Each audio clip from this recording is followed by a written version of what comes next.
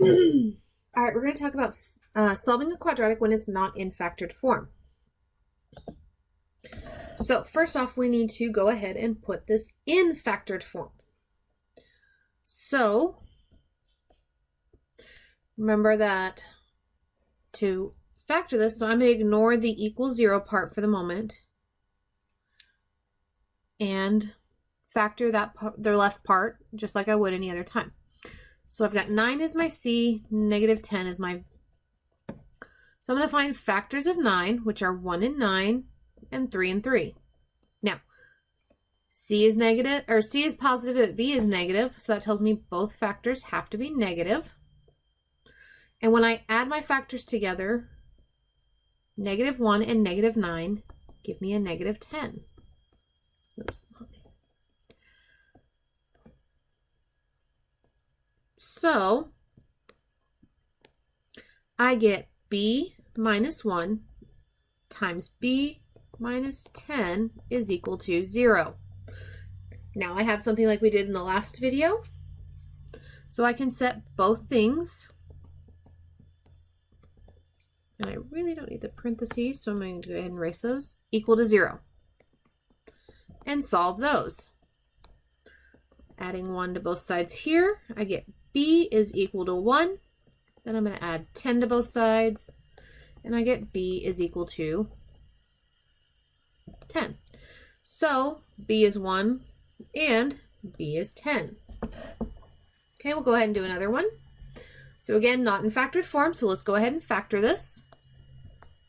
So negative 54 is my C, 3 is my B.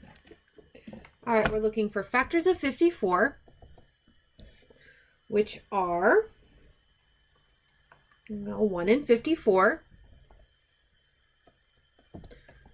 2 and 27, 3 and 18,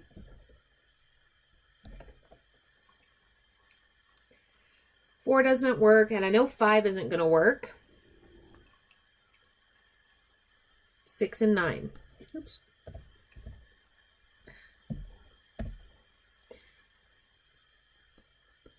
Okay.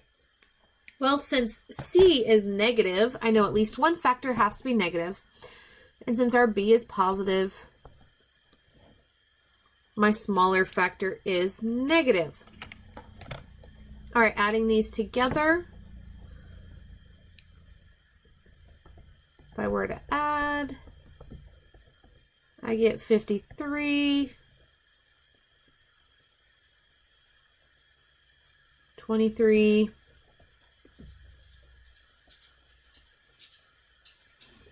not 20, 15, and 3. So there's my factors. So negative 6 and 9. So I end up with C minus 6 times C plus 9 equal to 0. So I get C minus 6 equals to 0 using the zero product property, and C plus 9 equal to 0. Adding 6 to both sides of this one gives me C is equal to 6. And I'm going to subtract 9 from both sides on the other one, giving me C is equal to a negative 9. All right, go ahead and do our next one. Now notice this one is not set equal to 0. So I need to make it equal to 0 before.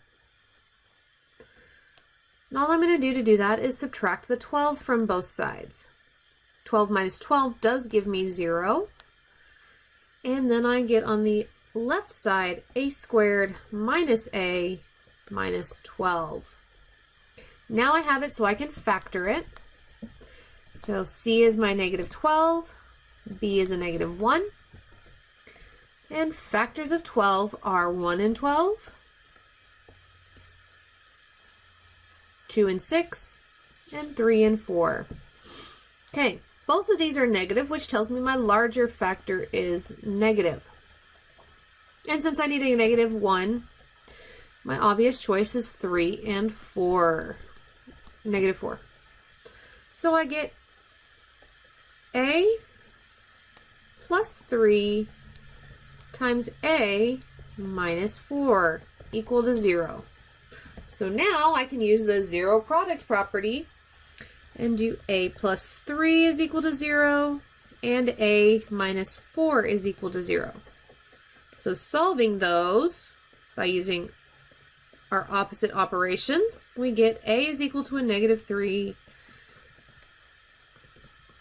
and a is equal to 4. All right, I'm going to do just a couple more of these.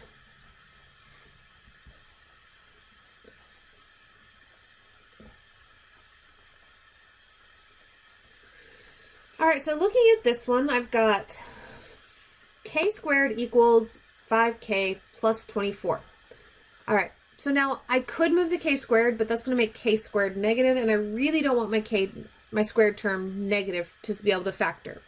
So I'm going to move the 5k and the 24.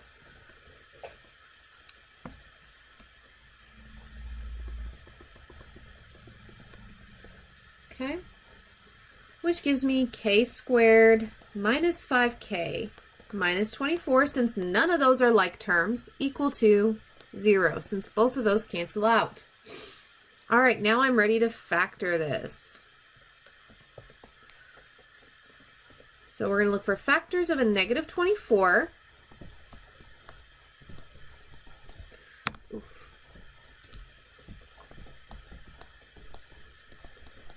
That are going to add to a negative 5. Well, factors of 24, let's start with that. 1 and 24, 2 and 12. 3 does not work. Actually, 3 does work. I take that back. 3 and 8. My brain's not working this evening. And 4 and 6. Okay, well, since C is negative and B is negative, my larger factor is negative. All right, and I'm looking for negative 5. So I know my top two are not going to give it to me just by how far apart those numbers are. But looking at 3 and negative 8, if I added those together, I would get a negative 5. So I get 3 and negative 8. So we get k plus 3 and k minus 8. All right, so now I can set both of those equal to 0 based on the zero product property.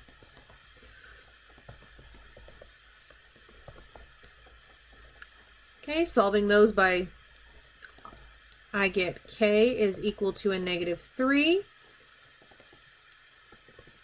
and k is equal to 8. And there we go.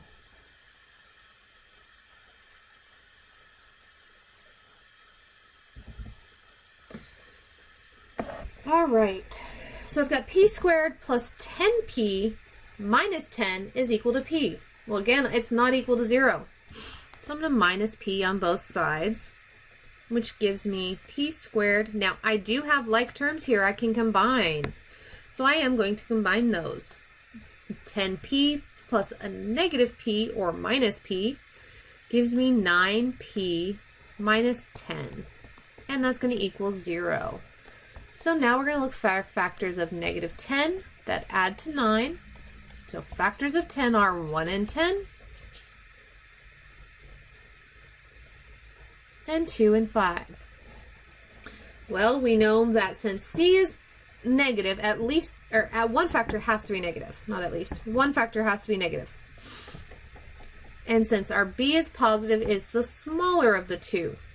Well, negative 1 plus 10 does give me 9, so my factors are negative 1 and 10. So I get p minus 1 times p plus 10 is equal to 0. So now that I have that,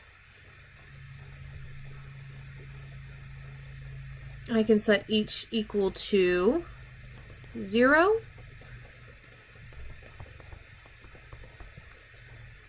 Solving those equations, I get p is equal to 1 and p is equal to negative 10.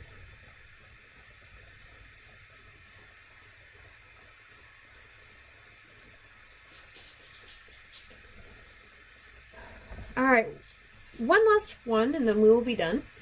So on this one, again, not equal to 0, but I am going to move the two things that are over here and combine them with their like terms. So I get r squared plus 5r, because 10 minus 5 is 5, plus 4 minus 10 is a negative 6, equal to 0. All right, factors of negative 6 that are adding to 5. Well, factors of 6 are 1 and 6 and 2 and 3. This is one of the ones that you really have to watch your signs on, because technically 2 and 3 add to 5, but they will not multiply to a negative 6. So since C is negative, but my B is positive, the smaller factor is negative. And we get, well, negative 2 plus 3 does not give me 5, but a negative 1 plus 6 does. So we get negative 1 and 6. So I get r minus 1 times r plus 6 equal to 0. Setting both of those equal to 0 based on our zero product property.